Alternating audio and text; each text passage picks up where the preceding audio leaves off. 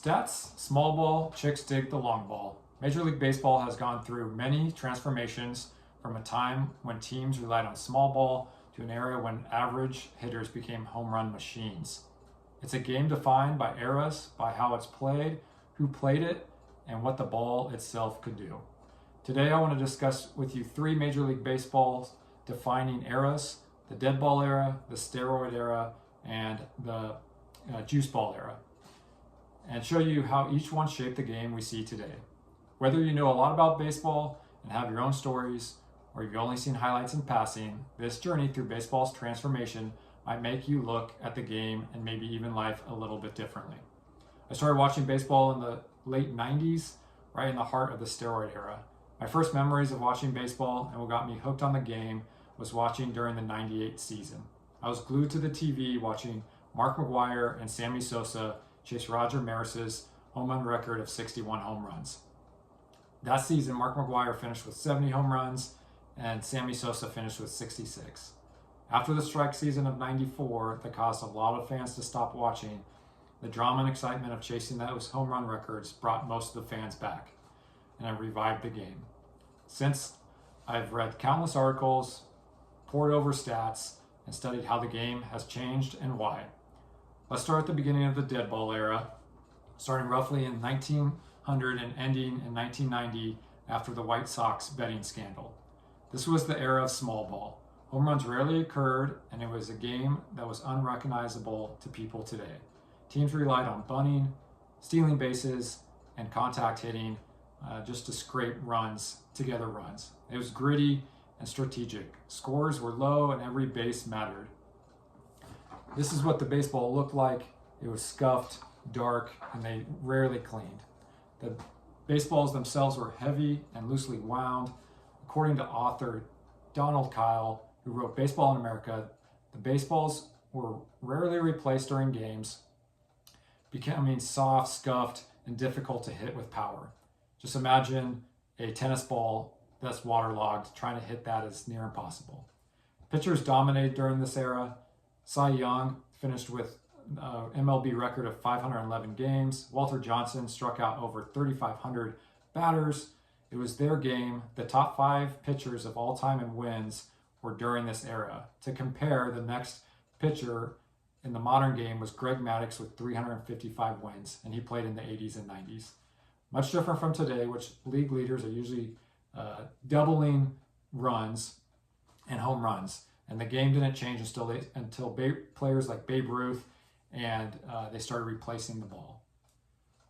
The next era came in during the steroid era.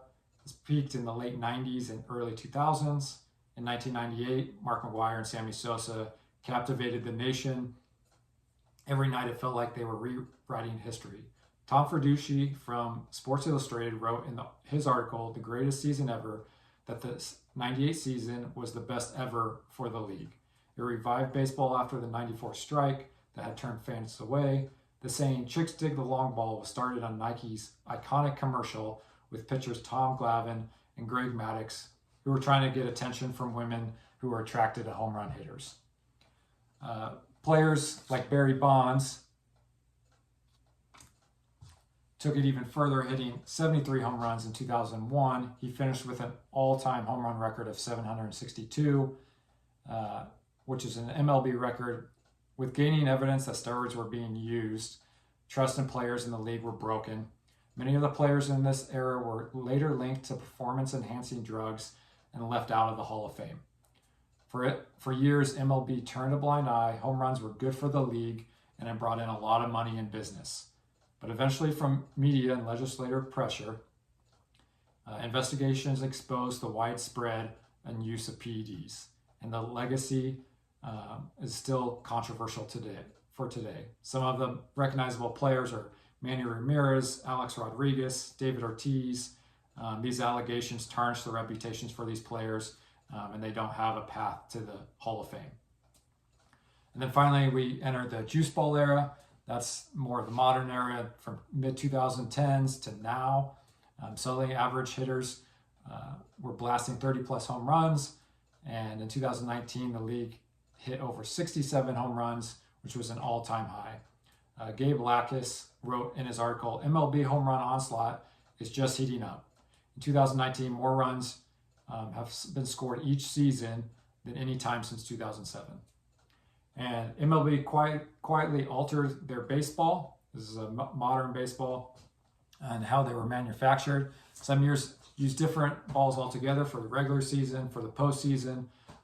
Even the pitcher started noticing a difference in the texture and grip.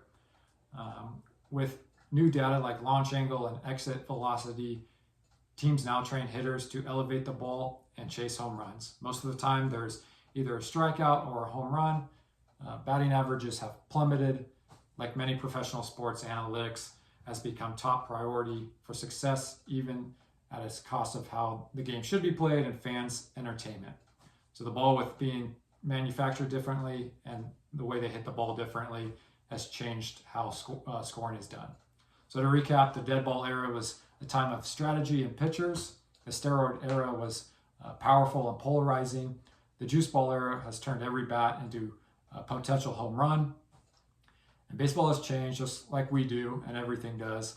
From gritty strategy to brute force to analytical scientific precision, each era tells a story.